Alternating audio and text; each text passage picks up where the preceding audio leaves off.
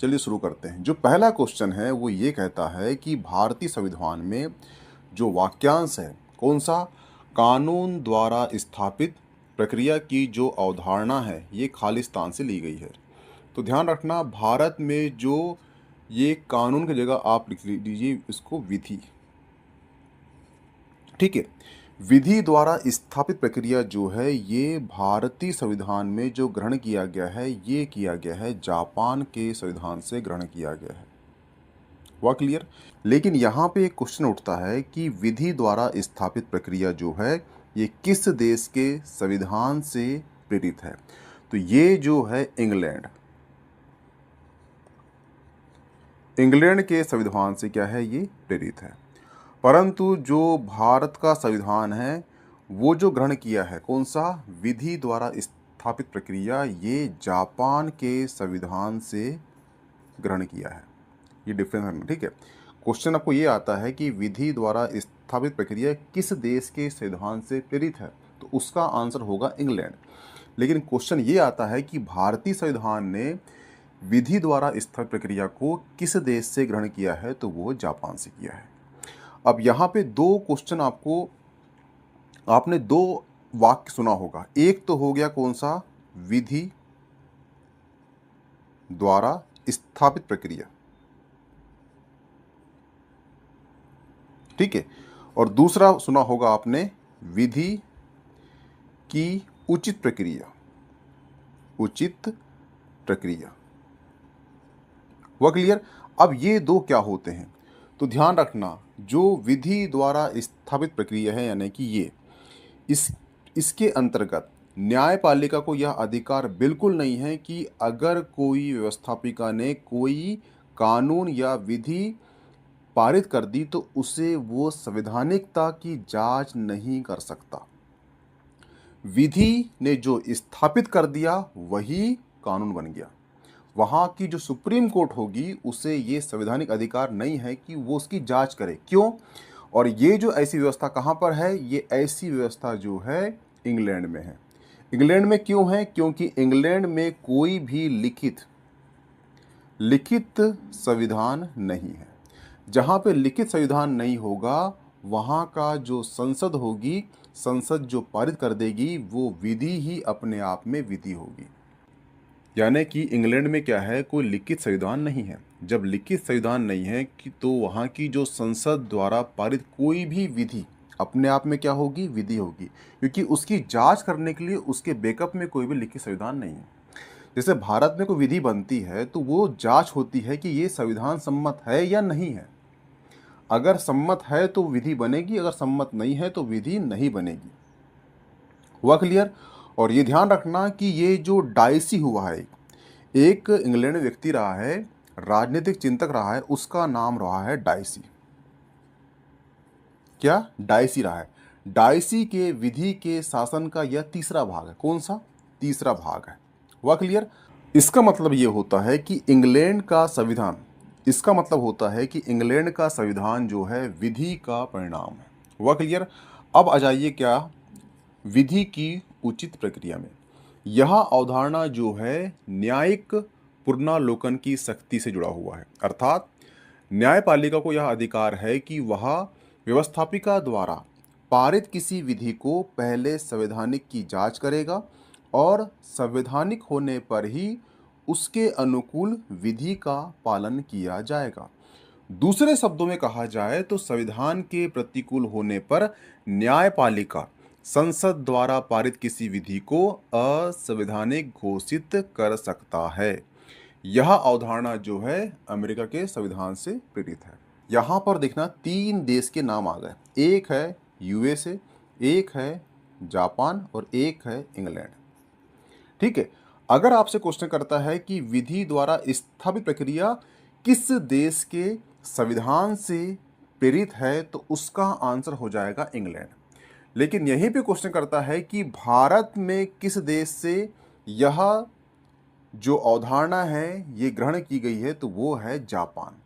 लेकिन यही क्वेश्चन करता है कि विधि द्वारा उचित प्रक्रिया किस देश के संविधान से प्रेरित है, तो ये है यूएसए। हुआ क्लियर? उचित का मतलब ये होता है कि जहाँ पर भी लिखित संविधान है, जैसे भारतीय लिखित संविधान है, अमेरिका लिखित संविधान है, यहाँ पर अगर संसद द्वारा कोई विधि बनती है तो न्यायपालिका ये चेक करेगी कि जो विधि बनी है संसद द्वारा ये संविधान सम्मत है या नहीं है। अगर नहीं है तो विधि नहीं बनेगी, उसे वो असंवैधानिक घोषित कर देगी। अगर सम्मत है तो वो विधि लॉ बन जाएगा। हुआ क्लियर? और ये उचित प्रक्रिया जो है यूएसए से ली गई है, और जो भारत में विधि द्वारा स्थापित प्रक्रिया जो है ये जापान से ली गई, परंतु इसकी प्रेरणा कहाँ से ली गई है? वो इंग्लैंड के संविधान से प्रेरित है। हुआ क्लियर? आपको डिफरेंस याद हो गया होगा कि उचित क्या होता है, प्रक्रिया क्या है, और इंग्लैंड, यूएसए, जापान का। हुआ क्लियर? तो इसका आंसर हो जाएगा ऑप्शन डी, जापान से। ठीक है, आपको यहाँ पे अंतर समझ में आ गया होगा कि उचित प्रक्रिया कहाँ से ली गई है, और भारत का जो संविधान है उसने विधि द्वारा स्थापित प्रक्रिया किस देश से ग्रहण की है। हुआ क्लियर? ये ध्यान रखना, ये छोटा छोटा अंतर होता है। जब ऑप्शन आते हैं तो आपको वहाँ पे बहुत ज़्यादा कन्फ्यूजन हो जाता है, इसलिए यहाँ पर मैंने पूरा एक्सप्लेन कर दिया इसको। ठीक है, नेक्स्ट क्वेश्चन है, भारतीय संविधान के निर्माताओं द्वारा मौलिक अधिकार के विचार को कहाँ से लिया गया था?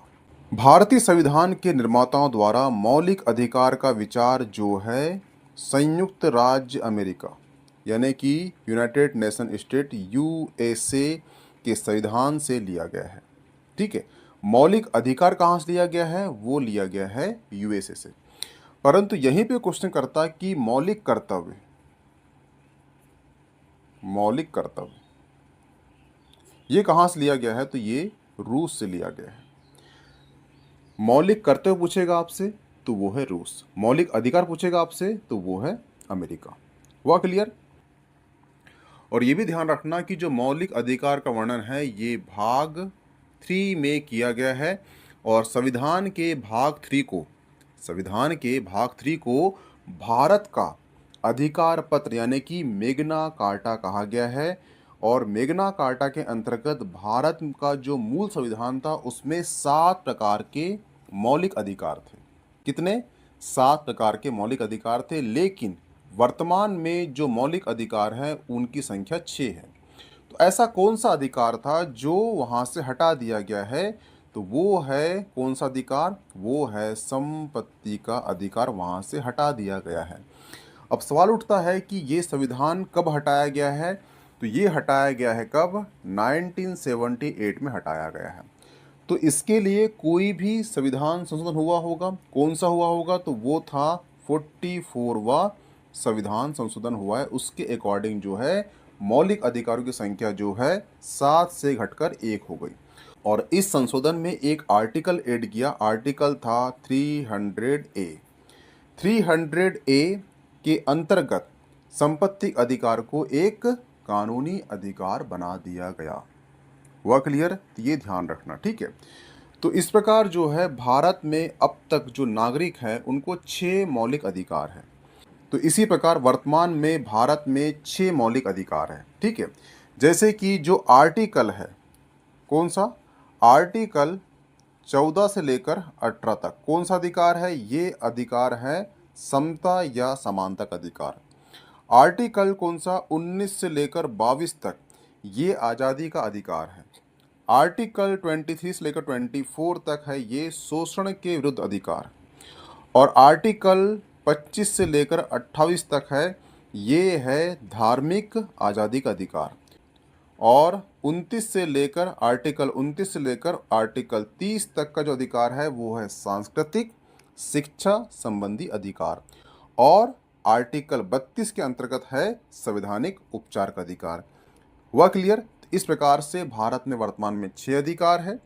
संपत्ति का अधिकार जो है आर्टिकल 19 1F में था जिसे हटा दिया गया है, और 31(1) भी हटा दिया गया है।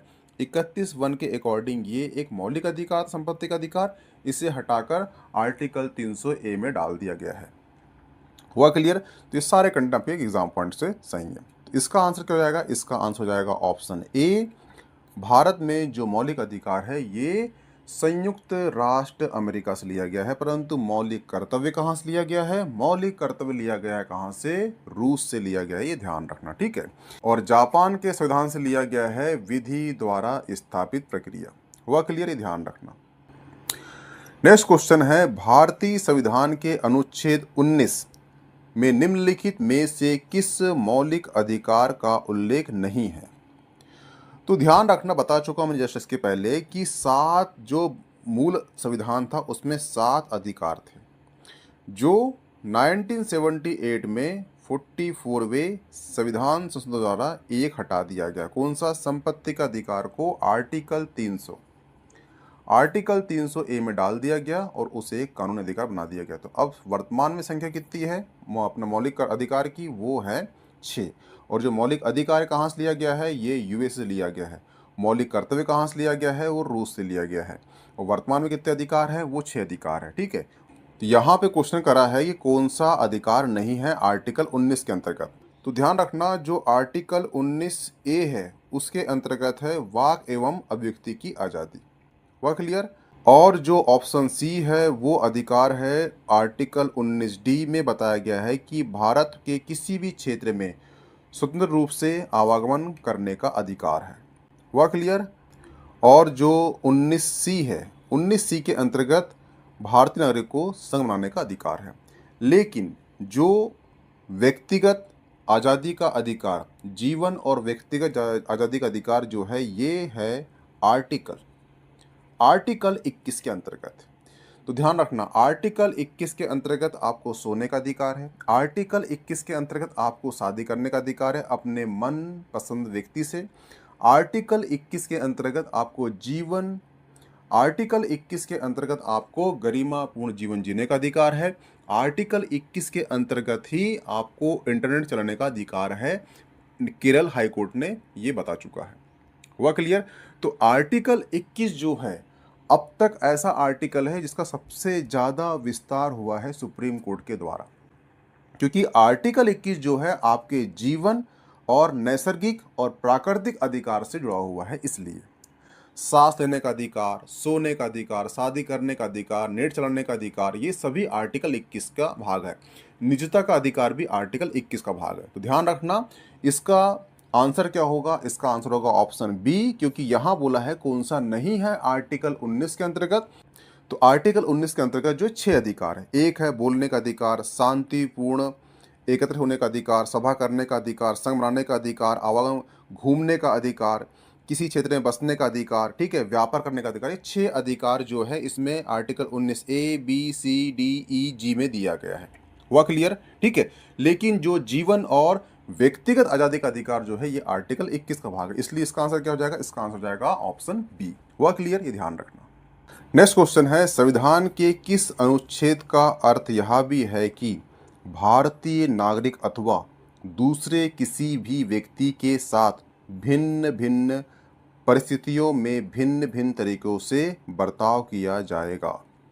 तो ध्यान रखना, जो आर्टिकल 14 है, आर्टिकल 14 में यह प्रावधान दिया गया है कि जो भारतीय भूभाग क्षेत्र में किसी भी व्यक्ति को विधि के समक्ष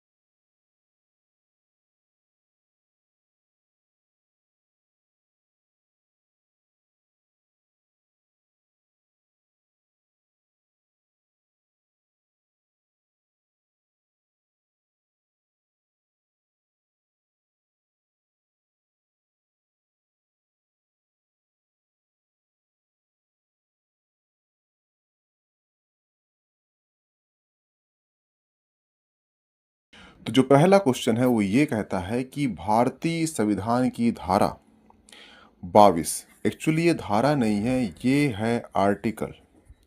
आर्टिकल 22 के अनुसार अधिकतम कितने समय के भीतर गिरफ्तार करके हिरासत में लिए गए किसी व्यक्ति को निकटतम मजिस्ट्रेट के समक्ष प्रस्तुत करना चाहिए। तो ध्यान रखना, जो आर्टिकल 22 है, आर्टिकल 22 जो है ये गिरफ्तारी और निवारक निरोध के संबंध में संरक्षण प्रदान करता है नागरिक को। तो जो गिरफ्तारी होती है, ठीक है, गिरफ्तारी दो प्रकार की होती है, जिसमें कि एक गिरफ्तारी होती है सामान्य दंडात्मक गिरफ्तारी। कौन सी होती है? सामान्य दंडात्मक गिरफ्तारी, ठीक है। और एक होती है निवारक निरोध के संबंध में गिरफ्तारी। तो जो सामान्य दंडात्मक गिरफ्तारी होती है, इसके अंतर्गत 3 संरक्षण दिया गया है गिरफ्तारी करते वक्त उस नागरिक को। इसके अंतर्गत जो पहला संरक्षण दिया गया है उसमें बोला गया है कि आरोपी को उसकी गिरफ्तारी का तुरंत कारण बताना होगा। इसलिए आपने देखा होगा ओल्ड मूवी में कि वो मांगते हैं वारंट कि आप मुझे किस आधार पर गिरफ्तार कर रहे हो, उसका मुझे वारंट दिखाओ। तो ये तुरंत बताना पड़ता है कि आपको ये कारण के लिए अपराध के एवज में आपको गिरफ्तार किया जा रहा है। दूसरा संरक्षण है, उसमें बोला गया है कि गिरफ्तार व्यक्ति को उसकी पसंद का वकील करने का अधिकार है।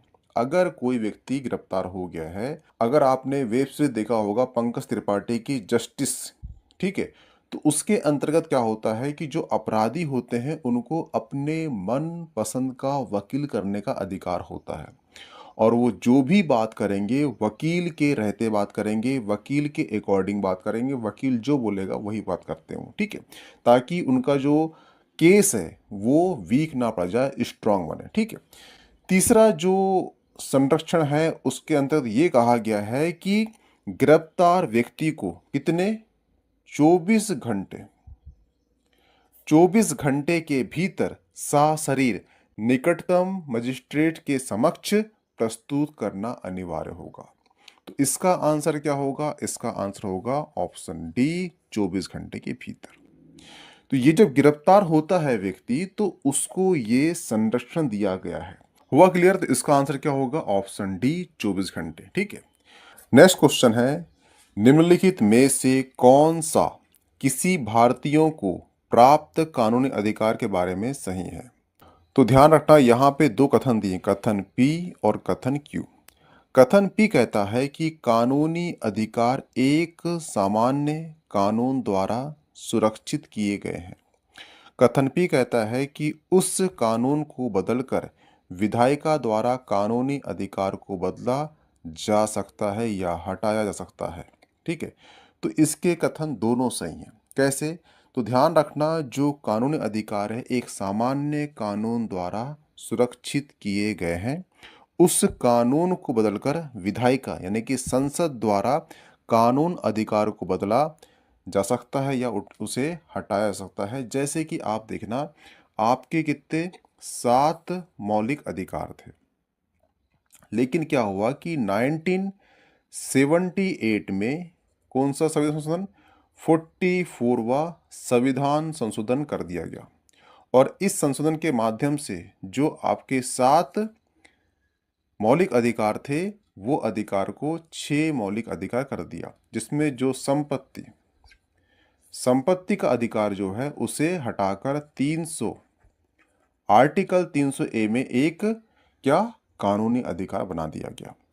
तो इसके अकॉर्डिंग हम कह सकते हैं कि जो ऑप्शन पी और ऑप्शन क्यू जो है ये बिल्कुल सही है। इसका आंसर हो जाएगा ऑप्शन ए। हुआ क्लियर? ये ध्यान रखना। पर यह भी ध्यान रखना कि विधायिका जो है संविधान के किसी भी पार्ट में अनुच्छेद 368, कौन सा आर्टिकल? आर्टिकल 368 के अंतर्गत वो संशोधन कर सकती है। लेकिन ध्यान रखना, आर्टिकल 1 है, आर्टिकल 13(2) के अंतर्गत कहा गया है कि संसद कोई भी ऐसी विधि नहीं बनाएगी जिसके कारण जो संविधान का मूल स्ट्रक्चर हो वो डैमेज हो। वह क्लियर, यानी कि जो संविधान की भावना है वो बरकरार रहेगी, आप संशोधन कर सकते हो। उसके अलावा जहां पे संविधान की मूल स्ट्रक्चर का जो भावना है वो आहत होती है तो उसे सुप्रीम कोर्ट असंवैधानिक घोषित कर दिया जाएगा। इस प्रकार से आप कह सकते हो कि आर्टिकल 13 जो है ये संविधान का क्या है, संरक्षक आर्टिकल है। आर्टिकल 13(2) जो है ये संविधान का रक्षक आर्टिकल है। वह क्लियर, ये ध्यान रखना, ठीक है। इसका आंसर क्या हो जाएगा, इसका आंसर हो जाएगा ऑप्शन ए, पी और क्यू दोनों सही है। नेक्स्ट क्वेश्चन है, निम्नलिखित में से कौन सा वाक्य भारतीय संविधान में नागरिकों के मौलिक अधिकार के रूप में उल्लेखित है। तो ध्यान रखना, यहाँ पे कथन ए और कथन बी दिया है, ठीक है। कथन ए कहता है कि किसी भी व्यक्ति को एक ही अपराध के लिए एक से अधिक बार दंड नहीं दिया जा सकता। कथन बी कहता है कि किसी भी व्यक्ति को उसकी इच्छा के विरुद्ध देश की रक्षा, राष्ट्र की सेवा करने के लिए बाध्य नहीं किया जा सकता। तो इसमें जो है कथन ए सही है, कथन बी गलत है। कैसे, हम समझते हैं, ठीक है। तो ध्यान रखना, भारतीय संविधान का जो भाग 3 है उसका एक आर्टिकल है, आर्टिकल है 20, ठीक है। आर्टिकल 20 कहता है कि अपराधों की दोष सिद्धि के संबंध में संरक्षण। तो यहां पे देखना, आर्टिकल 20(1) है सब क्लॉज, आर्टिकल 20(2) है सब क्लॉज और आर्टिकल 20(3) है सब क्लॉज, ठीक है। ये सब क्लॉज दिए गए हैं, यानी कि आर्टिकल 20 के 3 पार्ट हैं, आर्टिकल 20(1), आर्टिकल 20(2), आर्टिकल 20(3). और ये ध्यान रखना कि यह अनुच्छेद डाइसी कौन है, डाइसी जो है इंग्लैंड का एक राजनीतिक चिंतक है। डाइसी के विधि के शासन के विधि की सर्वोच्चता के सिद्धांत से प्रभावित है।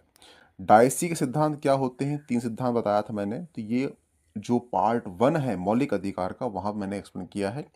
लेक्चर लंबा हो जाएगा, इसलिए उससे वहां जाकर देख लेना, ठीक है। इसका मतलब होता है कि एक व्यक्ति को तभी गिरफ्तार किया जा सकता है जब तक कि उसने किसी विधि का उल्लंघन ना किया हो, अर्थात गिरफ्तारी का एक ही मात्र आधार राज्य द्वारा निर्मित विधि का अतिक्रमण होगा, ना कि राज्य का मनमाना व्यवहार। हुआ क्लियर। इसका मतलब ये है विधि ही सर्वोच्च है, विधि का उल्लंघन होगा तो आपकी गिरफ्तारी हो जाएगी। हुआ क्लियर। इसके 3 भाग है, आर्टिकल 20(1), आर्टिकल 20(2), आर्टिकल 20(3). आर्टिकल 20(1) कहता है कि विधि के उल्लंघन पर किसी अपराधी को अपराध के दौरान निर्धारित दंड से ही दंडित किया जाएगा, ना तो पूर्व की विधि का दंड दिया जाएगा। कहने मतलब यह है कि उसने जब अपराध किया है उस समय जो विधि लागू है वही विधि उस पर लागू होगी, ना कि पहले की विधि लागू होगी। हुआ क्लियर, ये ध्यान रखना। लेकिन ये जो मामला है कौन सा, कि विधि वर्तमान की लगेगी, ये ओनली फौजदारी और आपराधिक मामलों तक ही सीमित है। लेकिन जहां पे बात आती है दीवानी मामले की, दीवानी मामला यानी कि जहां पर सिविल मामला यानी कि जमीन जायदाद का जो मामला होता है, उस मामले में बाद में निर्मित विधि को पूर्ववर्ती समय से लागू किया जा सकता है।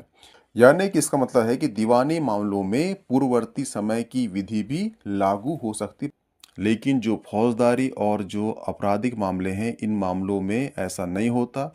जब अपराध होता है और उस समय जो विधि लागू होती है वही विधि अप्लाई होगी, उसके पहले की विधि अप्लाई नहीं होगी। हुआ क्लियर। और जो दूसरा सब क्लॉज है आर्टिकल 20(2), आर्टिकल 20(2) कहता है कि एक व्यक्ति को एक ही अपराध के लिए दोहरा दंड से दंडित नहीं किया जा सकता, यद्यपि दंड की अगली सुनवाई पिछली कार्रवाई के संलग्न रूप से, जैसे कि मान लो किसी व्यक्ति ने अपराध किया है कहीं पर और वहां पे आसपास कम से कम 5 थाने पड़ रहे हैं उस क्षेत्र से करीब में, और 5 थानों में उसकी शिकायत दर्ज हो गई है। तो 5 थानों में शिकायत दर्ज हुई है तो अलग अलग मामले में शिकायत हुई होगी, किसने मुझे छेड़ा, इसने रेप किया, इसने हत्या की, जो भी एक्सवाइजेड, ठीक है। तो पांचों मामले एक ही आदमी से जुड़े हुए हैं, तो पांचों मामले को संलग्न कर दिया जाएगा, ठीक है। और इस पर फिर केस फाइल होगा, उसके बाद उसे दंड दिया जाएगा। ऐसा बिल्कुल नहीं कि 5 थानों में चल रही है तो 5 थानों की अलग-अलग सुनवाई होगी, अलग-अलग उसके अपराध होंगे, अलग-अलग दंड होंगे, ऐसा बिल्कुल नहीं होगा, ठीक है? ये ध्यान रखना। तो इसके अंतर्गत जो मुख्य अपराध होता है, मुख्य अपराध के साथ कुछ-कुछ सह अपराध भी होते हैं। तो सभी को केवल एक अपराध नहीं माना जाएगा, अलग-अलग अपराध मानकर कार्रवाई की जाएगी। तो ये कथन जो ए बोला है वो एक्चुअली आर्टिकल 20(2) का भाग है, ठीक है। तो आर्टिकल 20(2) के अंतर्गत जो ऑप्शन ए है ये बिल्कुल सही हो जाएगा। ऑप्शन ए यहाँ भी दिया, यहाँ भी दिया, परंतु यहाँ पे बोला गया है, ऑप्शन बी कहता है कि देश की रक्षा राष्ट्र की सेवा करने के लिए बाध्य नहीं किया जा सकता। ये गलत बोला है। ध्यान रखना, एक आर्टिकल हुआ है आर्टिकल 33। आर्टिकल 33 इस उपबंध के अपवाद का प्रावधान करता है कि किसी भी व्यक्ति को उसकी इच्छा के विरुद्ध देश की रक्षा राष्ट्र की सेवा करने के लिए बाध्य किया जा सकता है।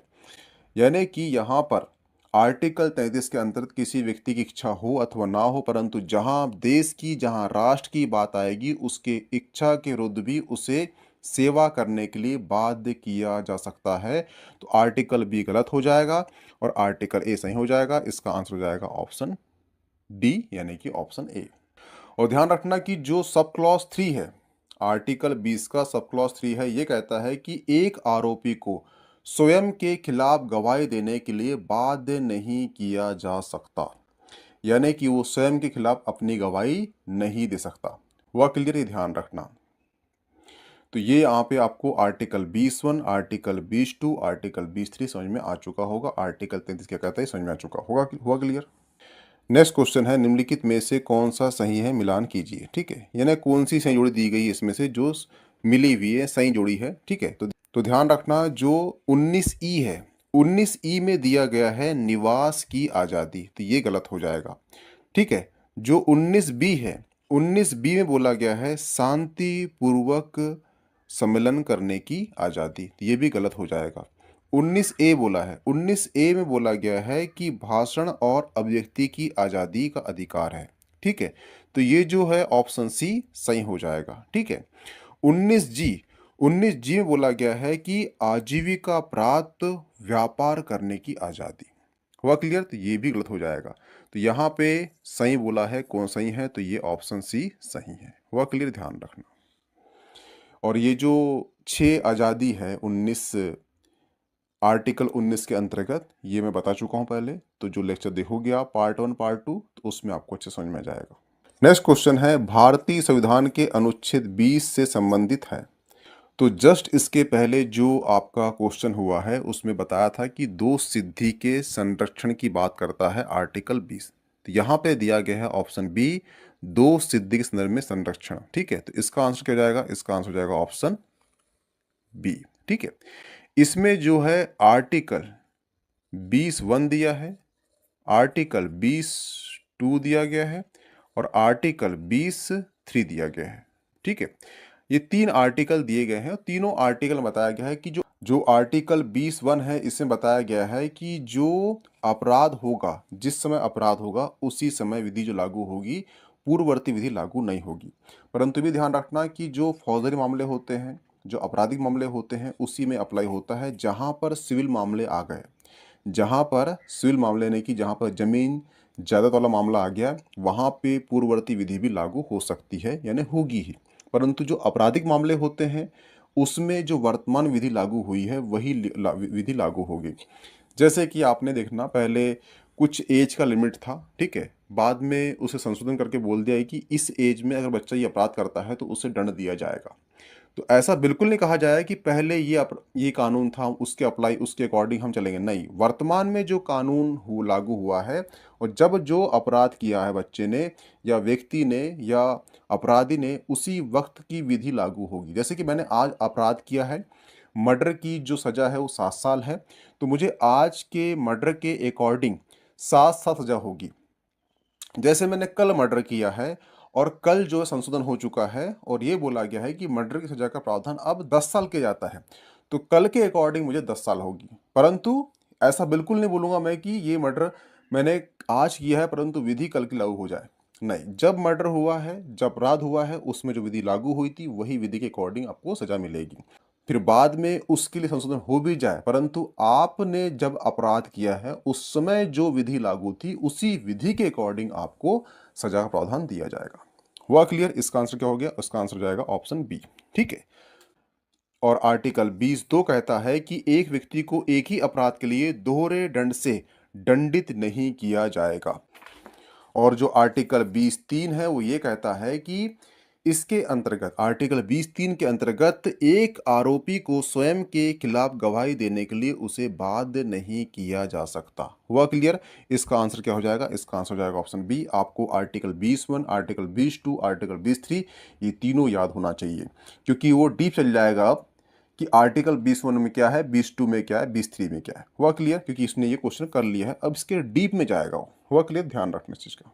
नेक्स्ट क्वेश्चन है, भारतीय संविधान के अनुच्छेद 21(a) के तहत राज्य को खालिस्तान से 14 वर्ष की आयु तक सभी बच्चों को मुफ्त शिक्षा अनिवार्य देने का प्रावधान किया गया है। तो ध्यान रखना, भारतीय संविधान का अनुच्छेद 21 क्या कहता है? प्राण एवं दैहिक आजादी की बात करता है वो। जबकि जो आर्टिकल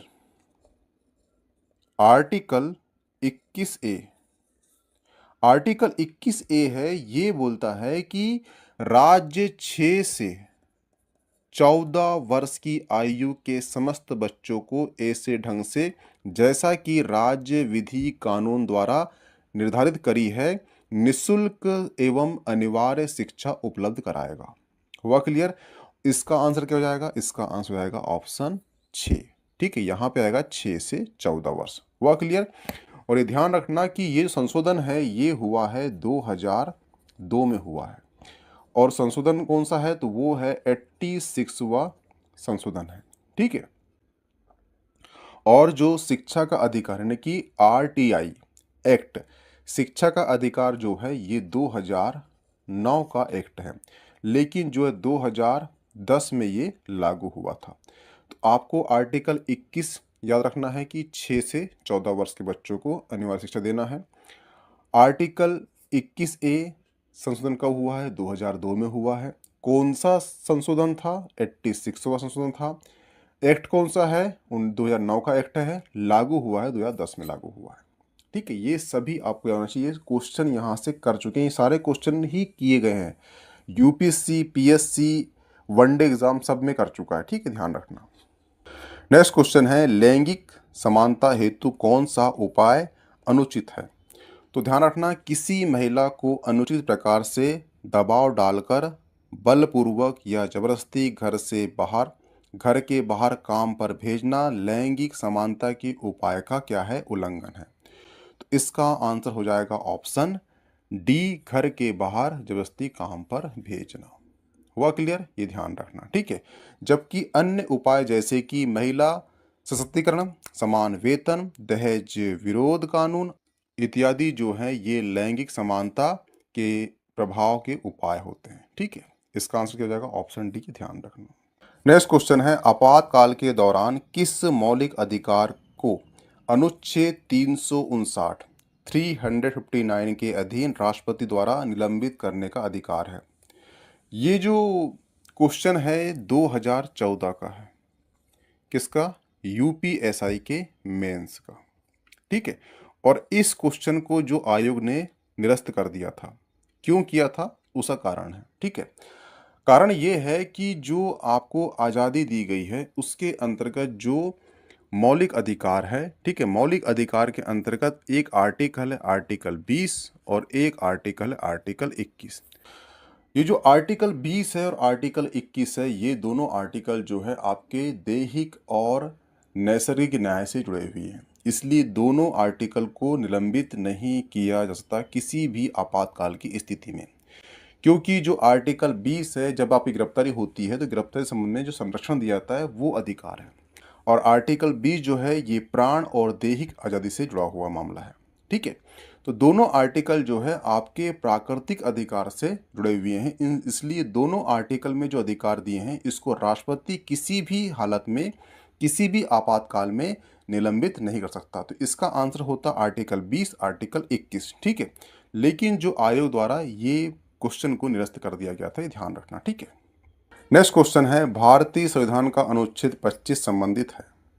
तो ध्यान रखना, भारतीय संविधान का अनुच्छेद 25 सभी नागरिकों को धर्म के संबंध में अंतःकरण की आज़ादी, धर्म की आबद्ध रूप से मानने का, आचरण करने का एवं प्रचार करने की आज़ादी प्रदान करता है। तो इसका आंसर हो जाएगा ऑप्शन ए, धर्म की आज़ादी से इसका संबंध है।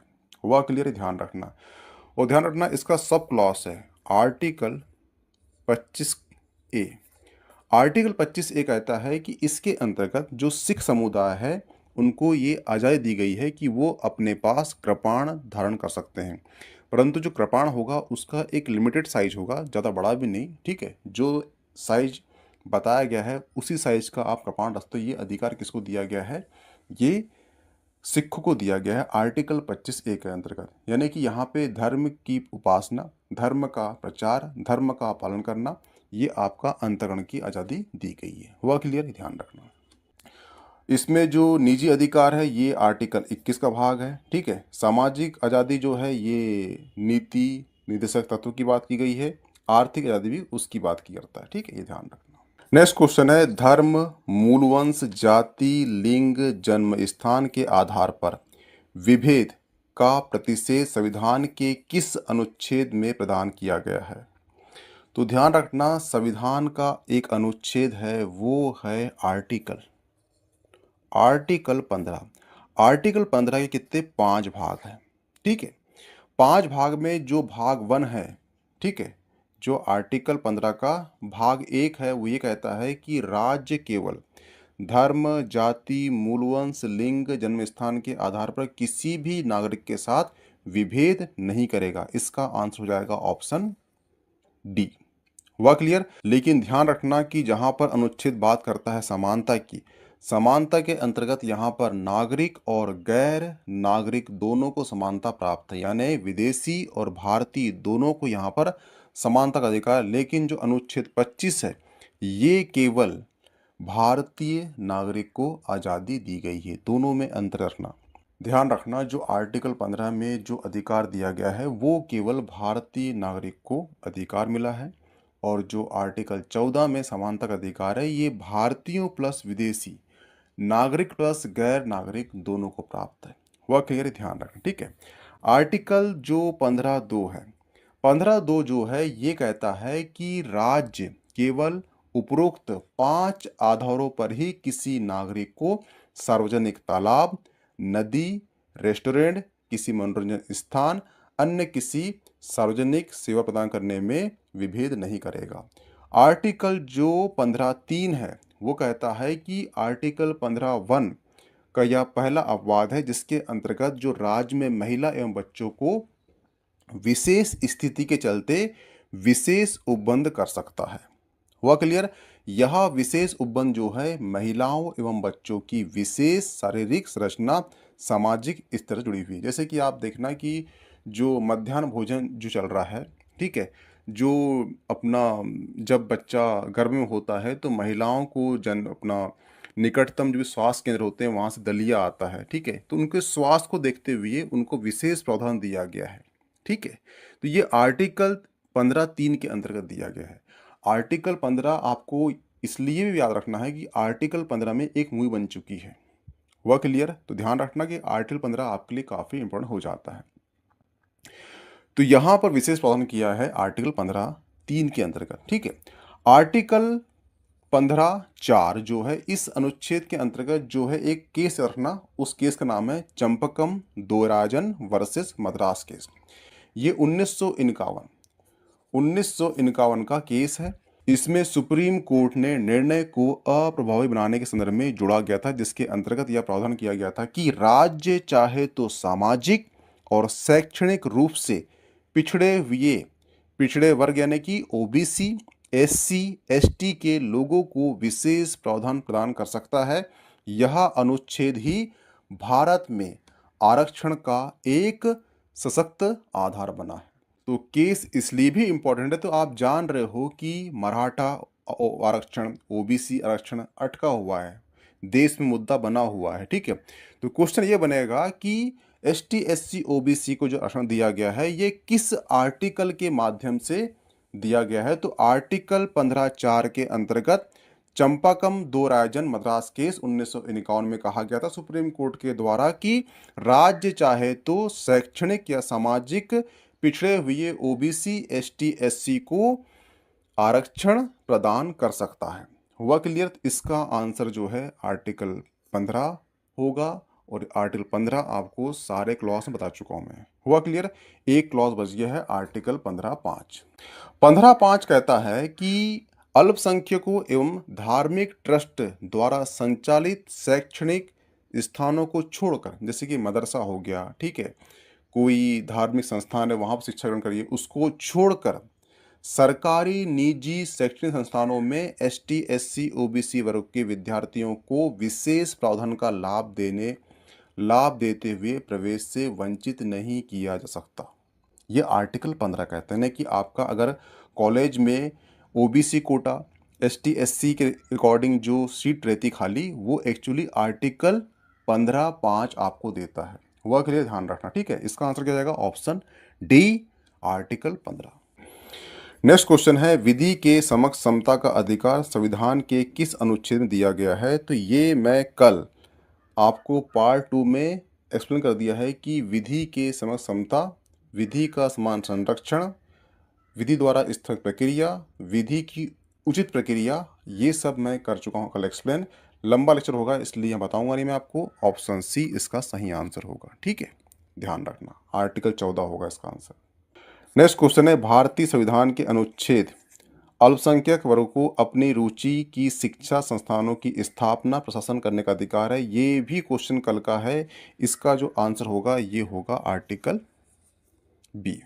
तो मैंने कल आपको आर्टिकल 29, आर्टिकल 30 ये सब बता चुका हूं मैं आपको। इसका आंसर ये है कि अल्पसंख्यक वर्गों को अपनी रुचि की संस्थानों की स्थापना और प्रशासन का अधिकार उन्हीं को दिया गया है। ये आर्टिकल 30 के अंतर्गत है। जो मदरसा स्थापित होते हैं वो आर्टिकल 30 के अंतर्गत होते हैं, ध्यान रखना, ठीक है। नेक्स्ट क्वेश्चन है, कौन सा अधिकार अंबेडकर द्वारा संविधान की हृदय आत्मा कहा गया है। तो इसको बता चुका हूं मैं कि संविधान का जो हृदय और संविधान का जो आत्मा है ये अंबेडकर जी ने एक आर्टिकल कहे हैं, और आर्टिकल कौन सा है? वो आर्टिकल है आर्टिकल 32। क्यों कहा है? क्योंकि आर्टिकल 32 जो है आपके मौलिक अधिकार की रक्षा करता है। इसलिए कभी क्वेश्चन हमको आएगा कि मौलिक अधिकार का रक्षक संरक्षक कौन सा आर्टिकल है, तो आर्टिकल 32 है, जिसे कहते हैं संवैधानिक उपचार का सिद्धांत। हुआ क्लियर? और अंबेडकर जी ने इसी आर्टिकल को कहा है संविधान की आत्मा या हृदय। हुआ क्लियर? ध्यान रखना। आर्टिकल 32 क्या होता है, आर्टिकल 226 क्या होता है, ये सब मैं कर चुका हूँ एक्सप्लेन पार्ट 1 में, जाके देख लेना उसे। नेक्स्ट क्वेश्चन है, सर्वोच्च न्यायालय द्वारा समुचित पर्यावरण के अधिकार को किस मौलिक अधिकार में शामिल माना गया है। तो ध्यान रखना, सर्वोच्च न्यायालय द्वारा समुचित पर्यावरण के अधिकार को आर्टिकल 21 में वर्णित एक प्राण एवं दैहिक आजादी के मौलिक अधिकार में शामिल किया गया है, क्योंकि प्राण एवं दैहिक आजादी के अंतर्गत किसी भी व्यक्ति को विधि द्वारा स्थापित प्रक्रिया के अतिरिक्त उसके जीवन और व्यक्तिगत आजादी के अधिकार से वंचित नहीं किया जा सकता। यहाँ पे एक वर्ड यूज हुआ है, विधि द्वारा स्थापित प्रक्रिया। विधि द्वारा स्थापित प्रक्रिया की जो अवधारणा है ये इंग्लैंड के संविधान से प्रेरित है, लेकिन ध्यान रखना जो भारतीय संविधान में विधि द्वारा स्थापित प्रक्रिया जापान के संविधान से ग्रहण की गई है। अंतर याद रखना, भारत ने जापान से लिया है पर प्रेरित कहाँ से है? इंग्लैंड के संविधान से। और विधि की जो उचित प्रक्रिया है ये यूएसए के संविधान से प्रेरित है। हुआ के लिए ध्यान रखना, ठीक है। इसका आंसर क्या हो जाएगा? इसका आंसर हो जाएगा ऑप्शन बी, प्राण एवं दैहिक आजादी। नेक्स्ट क्वेश्चन है, मानव अधिकार में सार्वभौम घोषणा अनुच्छेद 6 किससे संबंधित है। तो ध्यान रखना, संयुक्त राष्ट्र के चार्टर में यह कथन था कि संयुक्त राष्ट्र के लोग यह विश्वास करते हैं कि कुछ ऐसे मानव अधिकार हैं जो कभी छीने नहीं जा सकते। संयुक्त राष्ट्र ने 10 दिसंबर 1948 को मानव अधिकार की सार्वभौम घोषणा अंगीकार की, जिसके अनुच्छेद, कौन सा आर्टिकल है, आर्टिकल 6। आर्टिकल 6 के तहत हर किसी को हर जगह कानून की निगाह में व्यक्ति के रूप में स्वीकार स्वीकृति प्राप्त का अधिकार है। तो इसका आंसर हो जाएगा कानून के समक्ष एक व्यक्ति के रूप में मान्यता अधिकार। ऑप्शन ए सही हो जाएगा। यहाँ पे आपका जो यूपीएसआई का मौलिक अधिकार के इतने पीवाईक्यू थे, ये सभी समाप्त होते हैं। मिलते हैं नेक्स्ट टॉपिक में, ठीक है। इसकी पीडीएफ मिल जाएगी आपको मीमांसा एकेडमी के टेलीग्राम चैनल पर, तो प्लीज ज्वाइन कर लीजिए। Okay, thanks. तो जो पहला क्वेश्चन है वो है भारतीय संविधान के किस भाग को भारत का मेग्ना कार्टा कहा जाता है। तो पहले ये समझ जाना कि जो मेग्ना कार्टा क्या होता है। हुआ क्लियर? मेग्ना कार्टा एक ऐसा अधिकार है जो अधिकार किसी व्यक्ति को दिया जाता है या किसी समूह को दिया जाता है तो उसके जीवन में क्रांतिकारी परिवर्तन आ जाता है। जैसे कि मान लो ऑप्शन, ये जो पर्सन ए है राजा है मान लो ये, ठीक है, और ये जनता। राजा ने जनता को शक्ति दी और इस शक्ति से जनता के जीवन में क्रांतिकारी परिवर्तन आ गए। तो जो अधिकार दिया था ये अधिकार कहलाता है मेग्ना कार्टा। अपनी शक्ति को किसी और को देना और उसके जीवन में क्रांतिकारी परिवर्तन आ जाना, इसे कहते हैं मेग्ना कार्टा। तो यहाँ पे जो मेग्ना कार्टा की बात कर रहा है वो कर रहा है ऑप्शन बी की, भाग 3 को मेग्ना कार्टा कहा गया है।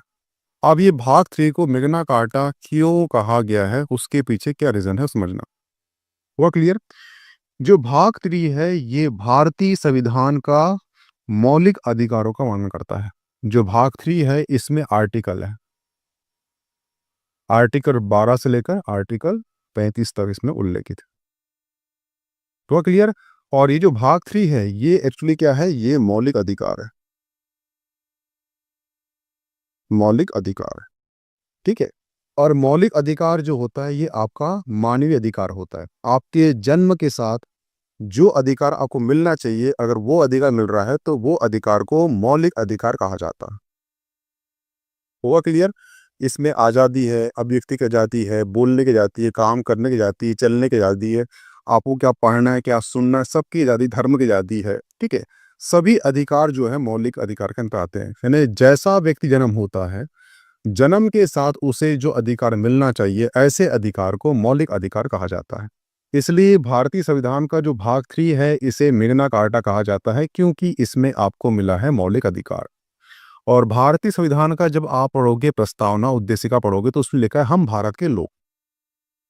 यानी कि जो अधिकार हम भारत के लोग, यानी भारत के नागरिक को मिलना चाहिए, वो अधिकार भाग 3 में दिया गया है, इसीलिए इसे मेग्ना कार्टा कहा गया है। अब सवाल उठता है कि जो मौलिक अधिकार है ये किस देश से लिया गया है, तो ये लिया गया है यूएसए, यानी कि अमेरिका से लिया गया है। एक और चीज है वो है मौलिक कर्तव्य। जो मौलिक कर्तव्य है,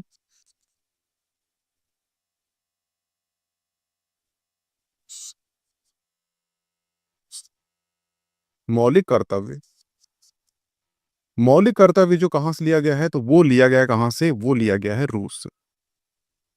हुआ क्लियर? क्वेश्चन आएगा आपको कि मौलिक अधिकार कहां से लिया गया, अधिकार की बात आएगी तो वो आ जाएगा यूएसए। जहां बात आ जाएगी मौलिक कर्तव्य की तो वो आ जाएगा रूस से। हुआ क्लियर? ये दोनों डिफरेंट याद रखना। मौलिक अधिकार यूएसए, मौलिक कर्तव्य रूस। हुआ क्लियर? ये ध्यान रखना। भारतीय संविधान में जब भारत का संविधान बना था तब भारतीय नागरिक को कितने मौलिक अधिकार थे, वो 7 मौलिक अधिकार थे। लेकिन वर्तमान में कितने हैं, वो 6 मौलिक अधिकार है, ठीक है। तो ये एक मौलिक अधिकार कौन सा था जो हटा दिया गया, तो ये अधिकार था कौन सा, वो था संपत्ति का अधिकार। और इसे 1978 में कौन सा 44वां संविधान संशोधन हुआ था, उस संविधान संशोधन के अंतर्गत इसे हटा दिया गया, ठीक है। और इसे क्या बना दिया गया, आर्टिकल आर्टिकल 300A के अंतर्गत क्या बना दिया गया, संपत्ति को एक कानूनी अधिकार बना दिया गया। तो ये भी क्वेश्चन करता है कि पहले कितने मौलिक अधिकार थे? 7 थे। वर्तमान में कितने हैं? 6 है। कौन सा हटा है? संपत्ति का जो मौलिक अधिकार था उसे हटा दिया गया है। और उसे हटाया किससे गया है? 44वें संविधान संशोधन के अंतर्गत जो 1978 में किया गया था, इसे हटा दिया गया है, इसके माध्यम से हट गया है और इसे आर्टिकल 300A के अंतर्गत डाल दिया गया है और यहां पर इसे कानूनी अधिकार बना दिया गया। हुआ क्लियर? ठीक है। ये ध्यान रखना कि मौलिक अधिकार के अंदर 2 आर्टिकल आते हैं, ये 20 और आर्टिकल कौन सा? ये है 21। ये दोनों आर्टिकल आपको याद होना चाहिए। क्यों? क्योंकि ये ऐसे अधिकार हैं, ये ऐसे आर्टिकल हैं, इसमें जो मौलिक अधिकार मिला है, वो मौलिक अधिकार किसी भी परिस्थिति में वो उल्लंघन उसको हटाया नहीं जा सकता। भारत में कोई भी परिस्थिति पैदा हो जाए, उस परिस्थिति के अंतर्गत आर्टिकल 20 में और आर्टिकल 21 में जो भारत के नागरिकों को मौलिक अधिकार मिले हैं, वो उसे हटाए नहीं जा सकते। यहां बात चल रही है आपातकाल की। आपातकाल की बात चल रही। आपातकाल के अंतर्गत आपके सारे मौलिक अधिकार रद्द हो जाएंगे, लेकिन आर्टिकल 21 और आर्टिकल 20 जो है ये आपका हनन नहीं होगा। आर्टिकल 21 कहता है कि मानव का निजता का अधिकार है, निजता यानी मानव का निजता का अधिकार नहीं कि मानव का सोना है, उठना है, जागना है, क्या बोलना है, क्या पढ़ना है, क्या लिखना है, उसे उसे किस प्रकार जीवन जीना है, ठीक है, उसे कहाँ जाना है, उसे कहीं नहीं जाना है, ये सब आर्टिकल 21 के अंतर्गत आता है। यानी कि प्राकृतिक अधिकार जो मिला है वो आर्टिकल 21 के अंतर्गत मिला है। इसलिए आर्टिकल 21 आर्टिकल 20 जो है कभी भी किसी भी परिस्थिति में वो उसको रद्द नहीं किया जा सकता। तो क्वेश्चन यहाँ से ये बनेगा आपसे कि आपातकाल के दौरान ऐसे कौन से 2 मौलिक अधिकार के आर्टिकल हैं जिसको रद्द नहीं किया जाता? तो वो है आर्टिकल 20 और आर्टिकल 21 को छोड़कर सारे जो मौलिक अधिकार है वो आपको रद्द कर दिए जाते हैं। हुआ क्लियर? ठीक है। एक सवाल उठता है कि अगर आपका मौलिक अधिकार हनन हो रहा है तो कहां जाओगे आप जाओगे सुप्रीम कोर्ट जाओगे। हुआ क्लियर? और कहां जाओगे आप जाओगे हाई कोर्ट जाओगे। हुआ क्लियर? लेकिन यहां पे जाने के लिए आप कौन सा मौलिक अधिकार का आर्टिकल यूज करोगे? तो ध्यान रखना, अगर आप सुप्रीम कोर्ट जा रहे हो अपने मौलिक अधिकार के हनन के लिए तो आपको आर्टिकल 32 का यूज करना होगा। लेकिन वहीं पर आप अगर हाई कोर्ट जा रहे हो आपके मौलिक अधिकार हनन होने के लिए तो आपको आर्टिकल कौन सा? 226 226 आर्टिकल यूज करना होगा। तो क्वेश्चन यहाँ से ये बनता है कि जब भी आपका मौलिक अधिकार होता है तो आप किस आर्टिकल के माध्यम से हाई कोर्ट जाओगे? तो उसका आंसर होगा 226 226 आर्टिकल के माध्यम से। वही सेम चीज अगर आपका मौलिक अधिकार होता है तो अगर सुप्रीम कोर्ट जाओगे तो कौन सा आर्टिकल आपका यूज होगा? तो वो है आर्टिकल 32। आर्टिकल 32 के अंतर्गत जो है 5 रिट दी है, वो हम आगे समझेंगे 5 कौन सी रिट दी है। ठीक है। एक बार क्या हुआ था कि एक बच्चे का ऑपरेशन हुआ हॉस्पिटल में। ठीक, एक केस आया था सुप्रीम कोर्ट में। तो उस बच्चे की जो फीस थी वो थी 20,000 करीब। ठीक है। परंतु जो हॉस्पिटल है उसने 40,000 चार्ज करा और उसके जो माता पिता बहुत गरीब थे तो उन्होंने उसे 20,000 पे कर दिया, परंतु 20,000 पे नहीं कर पाया।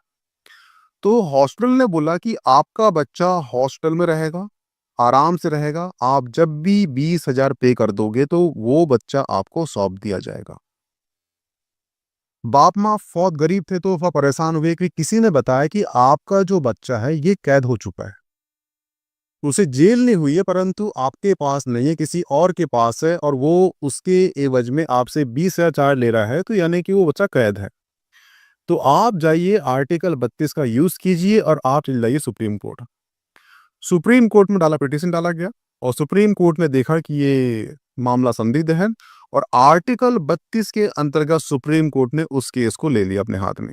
और ये ध्यान रखना कि आर्टिकल 32 या आर्टिकल 226 के माध्यम से जो भी केस जाता है कोर्ट में उसे आप वापस नहीं ले सकते।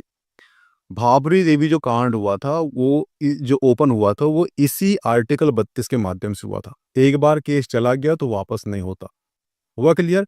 सुप्रीम कोर्ट में फिर जब बैठक हुई, जब उसकी सुनवाई हुई, तो हॉस्टल में बैठी जो सुप्रीम कोर्ट है वहां बैठाया गया जूरिस्ट, जिसमें जो मेडिकल संबंधी अधिकारी होते हैं, जो उसके विशेषज्ञ होते हैं, वो बैठा जाता है।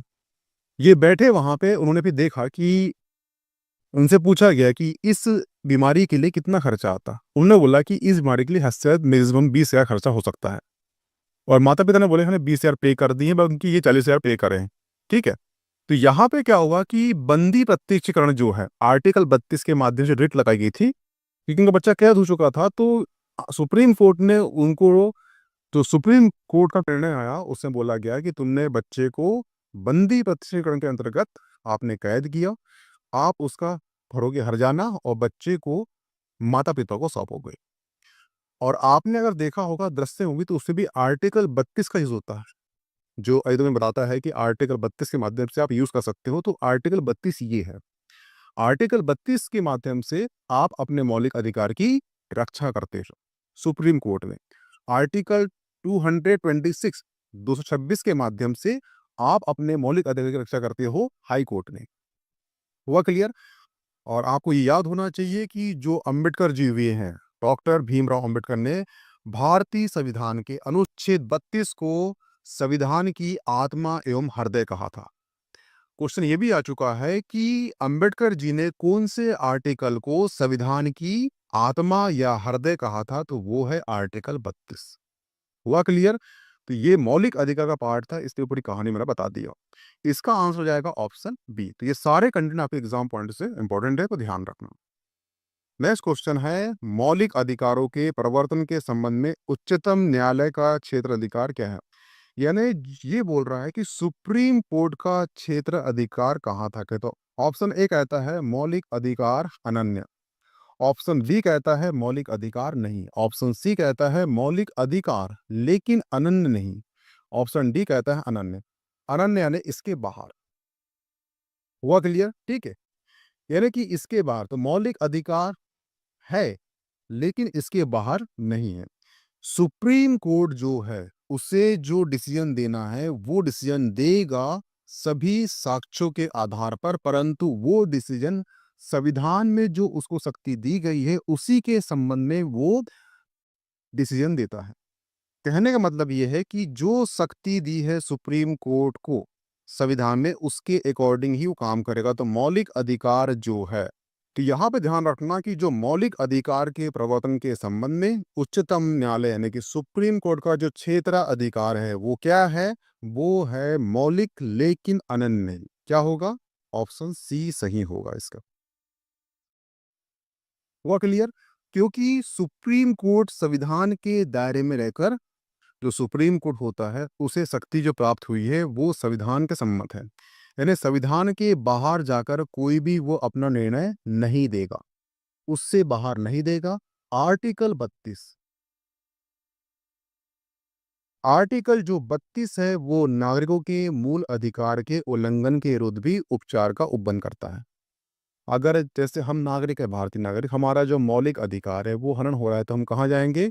आर्टिकल 32 के माध्यम से हम सुप्रीम कोर्ट जाएंगे। और इस अनुच्छेद के अंतर्गत कोई भी व्यक्ति जिसके मूल अधिकार या मौलिक अधिकार पर कोई भी अतिक्रमण किया गया हो, उपचार के लिए सीधे सुप्रीम कोर्ट में आप जा सकते हो। इसीलिए उच्चतम न्यायालय को नागरिक के मूल अधिकार का संरक्षक कहा गया है। सुप्रीम कोर्ट को नागरिक के मौलिक अधिकार का संरक्षक कहा गया, क्योंकि सुप्रीम कोर्ट आप जाते हो आर्टिकल 32 के माध्यम से। इसीलिए भीमराव अंबेडकर जी हुए हैं, उन्होंने कहा था आर्टिकल 32 जो है संविधान का क्या है? हृदय और आत्मा है, क्योंकि ये आपका जो नैसर्गिक, आपका जो प्राकृतिक अधिकार है उसकी ये रक्षा करता है। कौन? सुप्रीम कोर्ट, आर्टिकल 32 के माध्यम से। हुआ क्लियर? अब ध्यान रखना कि जो आर्टिकल 32 है इसमें 5 प्रकार की रिट है। कितनी? 5 प्रकार की इसमें रिट है, ध्यान रखना। पहला कौन सा है? वो है बंदी प्रत्यक्षीकरण। ठीक है। दूसरा कौन सा है? वो है परमादेश। ठीक है। तीसरा कौन सा है? वो है अधिकार प्रच्छन्न।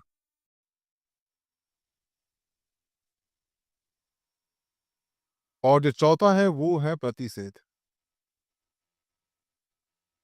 प्रतिषेध, ठीक है। और जो पांचवा है वो कौन सा है? वो है उत्प्रेषण। वो क्लियर?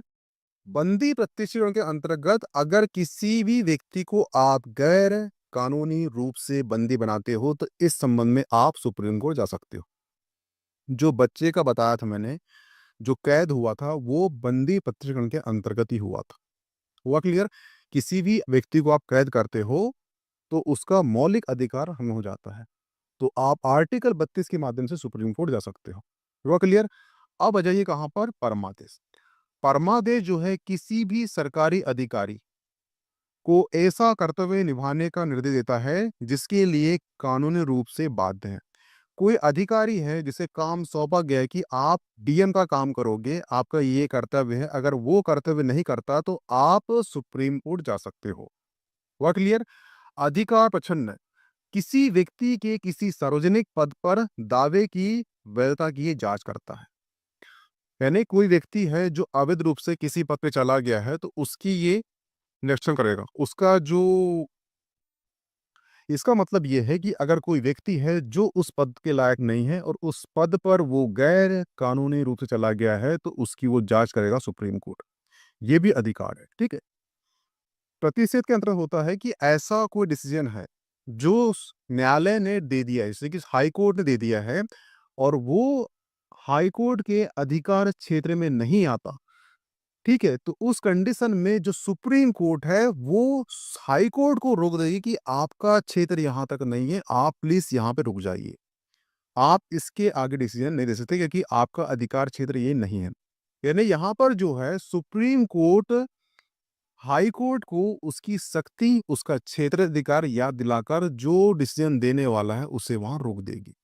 ये होता है प्रतिषेध। और अंतिम है वो है उत्प्रेषण। इसमें क्या होता है? किसी निचली अदालत या न्यायाधिकरण या प्राधिकरण द्वारा आदेश को रद्द किया जाता। जो भी अधिकार उसने जो भी निचली अदालत है उसने अगर कोई डिसीजन दे चुका है तो उस डिसीजन को रद्द कर देगा कौन? Supreme court. हुआ क्लियर? ये 5 प्रकार के रिट जो है आर्टिकल 32 के अंतर्गत आप सुप्रीम कोर्ट में आप दायर कर सकते हो अगर आपका मौलिक अधिकार हनन होता है तो। हुआ क्लियर? इसका आंसर क्या जाएगा? इसका आंसर हो जाएगा ऑप्शन सी। नेक्स्ट क्वेश्चन है, भारतीय संविधान के अनुसार कारखानों में रोजगार के लिए बच्चों की न्यूनतम आयु कितनी होनी चाहिए? तो ध्यान रखना आर्टिकल 24 जो है, कौन सा आर्टिकल है? आर्टिकल 24। आर्टिकल 24 किसी भी कारखाने खतरनाक व्यवसाय में 14 वर्ष से कितने? 14 वर्ष से कम आयु के बच्चों के रोजगार पर प्रतिबंध लगाता है। क्योंकि 14 वर्ष यानी 6 से 14 वर्ष तक उनको क्या है, क्या ग्रहण करना है? शिक्षा ग्रहण करना है। 14 के बाद आप कर सकते हो क्योंकि 14 के बाद आता है 15 और 15 से लेकर 59 तक ये कहलाती है कौन सी? वर्किंग, यानी कि वर्किंग, ये कहलाती है वर्किंग एज कहलाती है। और इसके पहले आप पढ़ सकते हो और पढ़ने का आपका जो शैक्षिक अधिकार है ये आर्टिकल 21 ए में जोड़ दिया गया है। सिंपल सी बात यह है कि आर्टिकल 24 ये कहता है कि किसी बच्चे को आप खतरनाक व्यवसाय में काम नहीं करा सकते अगर उसकी एज 14 वर्ष से कम है। हुआ क्लियर? लेकिन यहाँ पे एक चीज ध्यान रखना, अगर वो घर का व्यवसाय है, ठीक है, तो वहां पे वो काम कर सकता है। जैसे घर में मिठाई की दुकान है, ठीक है, घर में ऐसा कोई व्यवसाय है तो वहां पे वो काम करने की, प्रदान की, वहां पर वो कार्य करने की उसे छूट दी गई है बच्चे को। वो इसलिए दी गई है कि अगर वो काम सीख जाता है तो वो एक तरह से उसकी स्किल डेवलपमेंट होगी उसकी। जैसे कि घर में कोई लड्डू बन रहा है, मिठाई की दुकान है, अगर लड्डू बन रहा है तो वो बच्चा सीख पा रहा है कि लड्डू बनते कैसे हैं। अब जो सीख जाएगा तो अपना जीवन में जो वो लड्डू बनाकर अपना जीवन चला सकता है। यानी वहां पे एक स्किल डेवलप हो रही है, इसलिए घर के कामों के लिए छूट दी गई है। और घर में ऐसा काम कराया जाता है कि जो हल्का फुल्का हो, ठीक है, बच्चे की एज देखी जाती है और बच्चे से प्रेम होता है तो वही काम करते हैं, वही काम देते हैं बच्चे को जो बच्चा उसके लायक हो। परंतु अगर बंधुआ मजदूर बना रहे हो, उसे कहीं रोजगार लगा रहे हो, तो वहां पे बच्चे से प्रेम होता नहीं है। सिंपल सी बात है, बच्चे से प्रेम नहीं हुआ तो आप उसे खतरनाक काम भी करा लोगे। इसलिए आर्टिकल 24 जो है खतरनाक व्यवसाय में 14 वर्ष से कम आयु के बच्चों के रोजगार पर ये प्रतिबंध लगाता है। ठीक है, तो इसका आंसर क्या होगा? इसका आंसर हो जाएगा ऑप्शन डी, 14 वर्ष से कम आयु। हुआ क्लियर? परंतु ध्यान रखना कि जो आर्टिकल 24 है, आर्टिकल 24 का संबंध किससे? आर्टिकल 21 ए से भी है। तो आर्टिकल 21 ए से आर्टिकल 24 की निकटता इसलिए है क्योंकि 6 से 14 वर्ष, 6 से 14 वर्ष के आयु के बच्चों के लिए शिक्षा की गारंटी, शिक्षा की गारंटी गारंटी देता है। यानी 6 से 14 वर्ष के बच्चे स्कूल में फ्री शिक्षा प्राप्त कर सकते हैं, मध्याह्न भोजन प्राप्त कर सकते हैं। ये आर्टिकल 21 के अंतर्गत डाला गया है। अब आपके मन में सवाल उठ रहा होगा कि 6 वर्ष से यानी कि 5 वर्ष से कम आयु के बच्चे कहाँ पढ़ेंगे? कौन से आर्टिकल के अंतर्गत ये अधिकार दिया गया है? तो वो आर्टिकल कौन सा है? वो आर्टिकल 45 है। आर्टिकल 45 के अंतर्गत 6 वर्ष से कम आयु के बच्चे वहां पढ़ेंगे, वहां पे शिक्षा की गारंटी दी गई है। वह क्लियर? यानी कि अगर बच्चा पैदा होता है उसके बाद शिक्षा उसे 14 साल तक उसे शिक्षा फ्री में मिलेगी। सिंपल सी बात यह है, अगर बच्चा पैदा होता है तो 14 वर्ष तक उसे फ्री शिक्षा दी जाएगी। आर्टिकल 45 के अंतर्गत 5 वर्ष से कम और आर्टिकल 21 ए के अंतर्गत 6 से 14 वर्ष के बच्चे फ्री शिक्षा प्राप्त कर सकते हैं। शिक्षा गारंटी दी गई है। हुआ क्लियर? इसीलिए आर्टिकल 24 में खतरनाक व्यवसाय में 14 वर्ष से कम आयु के बच्चों के रोजगार पर यह प्रतिबंध लगाता है। हुआ क्लियर? ये ध्यान रखना, ये दोनों आर्टिकल आपको याद होना चाहिए। नेक्स्ट क्वेश्चन है, भारतीय संविधान का कौन सा अनुच्छेद बेगार बंधुआ मजदूर पर रोक लगाता है? तो ध्यान रखना, एक आर्टिकल है, आर्टिकल कौन सा है? आर्टिकल है आर्टिकल 23। आर्टिकल 23 व्यक्तिगत आजादी और गरिमा की रक्षा के महत्व पर बल देता और यह सुनिश्चित करता है कि किसी भी व्यक्ति या शोषण या काम के अपमानजनक परिस्थितियों का सामना ना करने पड़े। यह किए गए कार्यों के लिए उचित और पारिश्रमिक प्राप्त करने के अधिकार की रक्षा करता है। अनुच्छेद जो 23 है, अनुच्छेद आर्टिकल 23 का उद्देश्य उन प्रथाओं का समाप्त करना है जो व्यक्ति विशेष रूप से समाज के कमजोर वर्गों का शोषण और दमन करती। यह सम्मान, यह समानता, न्याय और मानव अधिकार के सम्मान के सिद्धांतों पर कायम है। हुआ क्लियर? कि ध्यान रखना कि जो मानव तस्करी है, जबरन श्रम करवाना, शोषण के अन्य रूपों से संबंधित मुद्दे को संबोधित करने के लिए भारत सरकार ने ऐसे अपराध को रोकने और उनका मुकाबला करने के लिए कानूनी रूप से तंत्र प्रदान करने के लिए अनैतिक व्यापार रोकथाम अधिनियम, बंधुआ मजदूर अधिनियम, ये सभी विशेष कानून लाए गए। ठीक है, तो इसका आंसर क्या है? इसका आंसर है ऑप्शन डी, अनुच्छेद आर्टिकल 23 के अंतर्गत बंधुआ मजदूर को रोक लगाई गई है। हुआ क्लियर? ये ध्यान रखना। नेक्स्ट क्वेश्चन है, भारत के संविधान का कौन सा अनुच्छेद व्यक्तिगत संपत्ति के लिए सुरक्षा प्रदान करता है? तो ध्यान रखना, संविधान का, तो ध्यान रखना एक अधिनियम है, कौन सा? 44वां संविधान संशोधन। ठीक है, ये जो है 1978 में लाया गया था। 1978 में जो है 44वां संविधान संशोधन हुआ है। ये क्यों हुआ है? ये किया गया था आर्टिकल 19 और इस संशोधन के माध्यम से ही आर्टिकल 19 एक ए को क्या कर दिया था? निरस्त कर दिया गया था और आर्टिकल 31 1 को भी भाग 3 से, कौन सा भाग? भाग 3 से निकाल दिया गया था। वह क्लियर? यानी कि जो 44वां संविधान संशोधन हुआ है 1978 में, उसमें आर्टिकल 19 और आर्टिकल 21 में संशोधन करके आर्टिकल 19 1A को हटा दिया गया था और आर्टिकल 31 1 को भाग 3 से निकाल दिया गया था।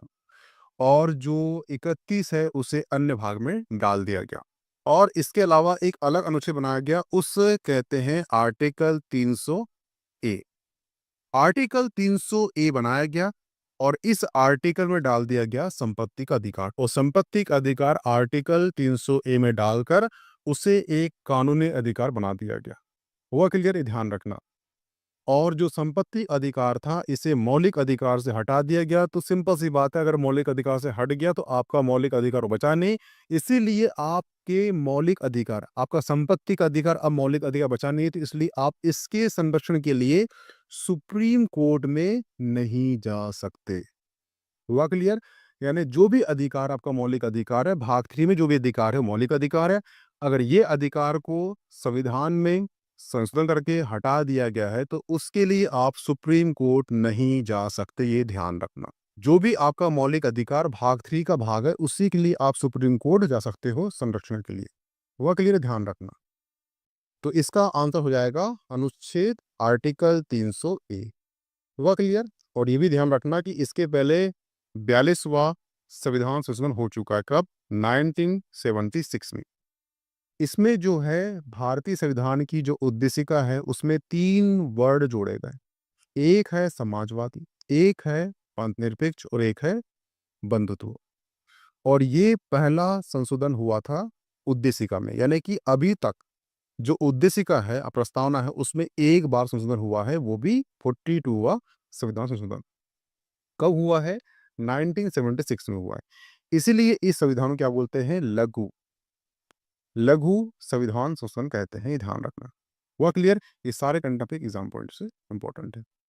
नेक्स्ट क्वेश्चन है, जब कारावास की अवधि 3 महीने से कम हो तब एकांत कैद की सजा को क्रियान्वित करने में ऐसा कारावास किसी भी स्थिति में खालिस्तान से संबंधित नहीं होगा।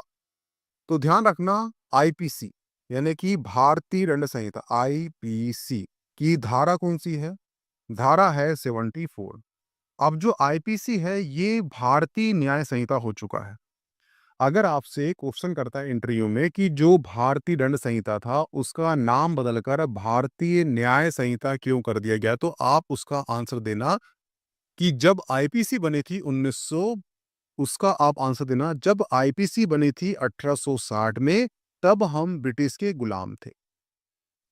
हुआ क्लियर? अब जो है 1947 के बाद हम हो गए हैं आजाद, हमारा खुद का संविधान है। संविधान की जो उद्देशिका है वो बोलता है हम भारत के लोग, यानी भारत का जितना भी सब कुछ है वो भारत के लोगों का है। तो हम इस प्रकार से पहले गुलाम थे, इसलिए गुलाम को दंड दिया जाता है। लेकिन अब हम 1947 के बाद हम एक संप्रभु राष्ट्र बन चुके हैं और हम बन गए हैं भारत देश के नागरिक, और नागरिक को देते हैं न्याय। इसलिए जो भारतीय दंड संहिता था उसका नाम बदलकर भारतीय न्याय संहिता कर दिया गया है। हुआ क्लियर? इसका ये सटीक आंसर है। कभी क्वेश्चन पूछे इंटरव्यू में तो आप इसका ये आंसर देना। ठीक है? तो जो भारतीय दंड संहिता है उसकी धारा 74 के अनुसार जब कारावास की अवधि कितने 3 माह से कम हो तब एकांत कैदी की सजा को क्रियान्वित करने में ऐसा कारावास किसी भी स्थिति में एक समय पर 14 दिन से अधिक नहीं होगा। क्या बोला गया है? 14 दिन से अधिक नहीं होगा, यानी कि 14 days एट आ टाइम, एक समय पर 14 दिन से अधिक नहीं होगा। ये इसका आंसर होगा, ऑप्शन सी होगा। हुआ क्लियर? ये ध्यान रखना। ठीक है, नेक्स्ट क्वेश्चन है, बच्चों को मुफ्त और अनिवार्य शिक्षा का अधिकार अधिनियम 2009 में शिक्षा को खालिस्तान से खालिस्तान वर्ष की आयु के बीच हर बच्चों का मौलिक अधिकार बना दिया गया। तो बता चुका हूं आपको कि जो आर्टिकल 21 ए है, कौन सा आर्टिकल? आर्टिकल 21 ए के तहत जो 6 वर्ष से लेकर 14 वर्ष के बच्चों की जो आयु है उसमें हर बच्चे को मौलिक अधिकार दिया गया है शिक्षा की गारंटी का। तो यहाँ पे आएगा 6 वर्ष लेकर 14 वर्ष। ठीक है, तो इसका आंसर क्या हो जाएगा? इसका आंसर हो जाएगा ऑप्शन डी, 6 वर्ष से 14 वर्ष के बच्चों तक। अब 6 वर्ष के से बच्चे कम आयु ने 5 वर्ष से कम के बच्चे कहाँ पढ़ेंगे? तो वो पढ़ेंगे आर्टिकल 45 के अंतर्गत तो पढ़ेंगे। हुआ क्लियर? यानी कि आर्टिकल 45 के अंतर्गत 6 वर्ष से कम आयु के बच्चे और 6 से 14 वर्ष के बच्चे कहाँ पढ़ेंगे? वो पढ़ेंगे आर्टिकल 21 के अंतर्गत मौलिक अधिकार। 2 डिफरेंस है। राज्य के नीति निर्देशक तत्वों के अंतर्गत पढ़ेंगे वो 5 वर्ष से कम आयु बच्चे और 6 वर्ष से 14 वर्ष के बच्चे पढ़ेंगे मौलिक अधिकार के अंतर्गत, उनको एक शिक्षा गारंटी दी गई है। हुआ क्लियर? और 14 वर्ष के बच्चे ही आर्टिकल 24 के अंतर्गत किसी भी कारखाने में खतरनाक काम में वो उनके जो रोजगार पर वो रोक लगाता है। आर्टिकल 24। आर्टिकल 21 ए देता है शिक्षा। एज क्या है? 6 से 14। हुआ क्लियर? और ये भी ध्यान रखना कि ये जो शिक्षा को बनाया गया था निःशुल्क एवं अनिवार्य शिक्षा बनाया गया था, और ये भी ध्यान रखना कि निःशुल्क और अनिवार्य शिक्षा उपलब्ध कराने के लिए कौन सा संशोधन हुआ था? वो हुआ था 86वां संविधान संशोधन हुआ था। कब हुआ था? ये 2000 में हुआ था, 2002 में हुआ था। हुआ क्लियर? तो आपको पूछेगा कौन सा आर्टिकल है, तो आर्टिकल 21 ए है। कौन सा संविधान संशोधन है, तो वो है 86वां संविधान संशोधन। कब किया गया था? 2002 में किया गया था। हुआ क्लियर? और कौन सा अधिनियम है, तो वो है शिक्षा का अधिकार अधिनियम 2009। हुआ क्लियर? ये सारे कंटेंट आपको याद होना चाहिए। इसका आंसर क्या होगा? Option D. नेक्स्ट क्वेश्चन है, भारतीय संविधान के अनुच्छेद 19 में कितने प्रकार की आजादी का प्रावधान किया गया है? तो ध्यान रखना, भारतीय संविधान का अनुच्छेद 19 में भारतीय नागरिकों के लिए 6 बुनियादी, कितने? 6 बुनियादी आजादी की घोषणा की गई है, जो व्यक्ति के लिए नैसर्गिक अधिकार माने जाते हैं। जिसमें से पहला अधिकार है वो है वाक एवं अभिव्यक्ति की आजादी। दूसरा है शांति पूर्वक सम्मेलन करने की आजादी। तीसरा है संघ बनाने की आजादी। चौथा है भारत के राज्य के किसी भी क्षेत्र में घूमने की आजादी बिना रोके टोके। पांचवा है भारत के राज्य क्षेत्र में निवास करने की आजादी। और छठवा है आजीविका चलाने के लिए व्यापार कारोबार करने की आजादी। ये 6 अधिकार हैं। पहले जो है 7 अधिकार थे। एक अधिकार कौन सा था? वो संपत्ति का, वो हटा दिया गया। कब हटाया गया? 44वें संविधान संशोधन द्वारा 1978 में हटा दिया गया। हुआ क्लियर? और इसे डाल दिएगा 300 ए जो आर्टिकल है वहां पे इसे संपत्ति का अधिकार एक कानूनी अधिकार बना दिया गया है। और ये भी ध्यान रखना कि जो 44वां संविधान संशोधन हुआ था उसमें आर्टिकल 19(1)(f) और आर्टिकल 31 को हटा दिया गया था, और इसको हटाकर अनुच्छेद 300 ए एक नया आर्टिकल बनाया गया, जिसके अंतर्गत संपत्ति अधिकार को एक कानूनी अधिकार बना दिया गया। इसलिए पहले जो 7 संख्या थी आपके मौलिक अधिकार की, अब कितनी हो गई है? वो 6 हो गई है। इसका आंसर क्या होगा? Option D. हुआ क्लियर? नेक्स्ट क्वेश्चन है, हेबियस कॉर्पस याचिका का शब्द अर्थ क्या है? तो ये ध्यान रखना कि जो बताया था मैंने आपको आर्टिकल 32, आर्टिकल 32 के अंतर्गत 5 प्रकार की रीट है। उसमें से पहली कौन सी है? वो है बंदी पत्रीकरण। और बंदी पत्रिका को ही क्या बोलते हैं? वो बोलते हैं हेबियस कॉर्पस बोलते हैं। इसका मतलब होता है कि अगर किसी व्यक्ति को किसी ने गैर कानूनी रूप से बंदी बना लिया है तो उसकी रिहाई के आदेश सुप्रीम कोर्ट देगी आर्टिकल 32 के अंतर्गत। हुआ क्लियर? तो इसका अर्थ होता है किसी को भी सशरीर पेश करना। अगर किसी व्यक्ति को किसी ने कैद कर लिया है गैर कानूनी रूप से, तो जो सुप्रीम कोर्ट है वो ये बोलेगी कि इसे आप सशरीर पेश किया जाए। जैसे कि देखना, भावरी देवी जो हत्याकांड हुआ था उसमें जो राजस्थान है वहां के बहुत से मंत्री फंसे थे। कारण ये था कि जो भावरी देवी थी ये एक नर्स थी, और इसके संबंध जो है बाद में वहां के राजनेताओं से हो गए। परंतु कुछ ऐसी घटना घटी कि उसकी हत्या कर दी भी कार में। तो उसका जो पति था उसे पता था कि ये जो है हत्या इनके द्वारा की गई है। तो किसी ने उसे ज्ञान दिया कि आर्टिकल 32 के अंतर्गत तुम डाल दो गुमनामे की रिपोर्ट सुप्रीम कोर्ट में। आर्टिकल 32 का यूज किया और उसमें डाल दिया सुप्रीम कोर्ट में। सुप्रीम कोर्ट ने देखा और उसे एक बार अपने हाथ में ले लिया। तो आर्टिकल 32 के बाद में क्या होता है कि सुप्रीम कोर्ट ने जो केस ले लिया वो वापस नहीं होता। हुआ क्लियर? अब यहाँ पे क्या हुआ कि बाद में उसका पति ही फँसने लग गया था उस केस में। पति ने बोला कि मैं केस वापस लेता हूँ, सुप्रीम कोर्ट ने बोला कि ऐसा बिल्कुल नहीं होता, एक बार केस आ गया तो यहाँ से आने का रास्ता नहीं है, ठीक है? अब जब पन्ने खुले तो यहाँ पे क्या हुआ कि मंत्रियों ने बोले कि हमने उसकी हत्या कर दी। हत्या कहाँ की? कार में की। तो जो सीबीआई जाँच थी हो रही थी तो उसमें सीबीआई पहुँची कार में उसका बाल का डीएनए मिला। उसका कार में उसका मिला बाल। पर यहाँ पर क्या है, बंदी प्रतिक्षण हेबियस कार्पस यानी कि सशरीर पेश करना है। अब उसकी हत्या की गई थी, पर सबूत चाहिए था कि हत्या हुई है तो है या नहीं है। तो इसलिए उसको बोला गया कि आपने हत्या करे तो उसे कहाँ फेंका? तो उन्होंने बोला कि हमने इंदिरा गांधी नहर में फेंक दिया। उसके बाद सीबीआई ने 6 महीने तक वो पानी रोका। वहाँ पे जितनी हड्डियाँ मिली, उस हड्डियों से उस बाल का डीएनए मैच खाया। जब मैच खाया तो बोला गया सुप्रीम कोर्ट में कि ये जो भाबरी देवी है, ये हड्डी और ये बाल का डीएनए मैच खाता है, यानी कि वो अब जा चुकी है, यानी कि सशरीर पेश करने की बात वहाँ पे की गई। उसकी मृत्यु हो गई है तो डीएनए टेस्ट होगा कि व्यक्ति मरा है या जिंदा है। अगर वो व्यक्ति जिंदा है तो सशरीर पेश किया जाए। ये होता है हेबियस कार्पस, ठीक है? ये आर्टिकल 32 के अंतर्गत सुप्रीम कोर्ट में इसे दायर किया जाता है और ये जो है मौलिक अधिकार की रक्षा करता है आपके, ठीक है? हुआ क्लियर? तो 5 प्रकार की रिट दी गई है और 5 प्रकार की रिट जो है अलग-अलग कार्य में अलग-अलग और 5 प्रकार की रिट जो है अलग-अलग क्षेत्रों में वो काम करती है।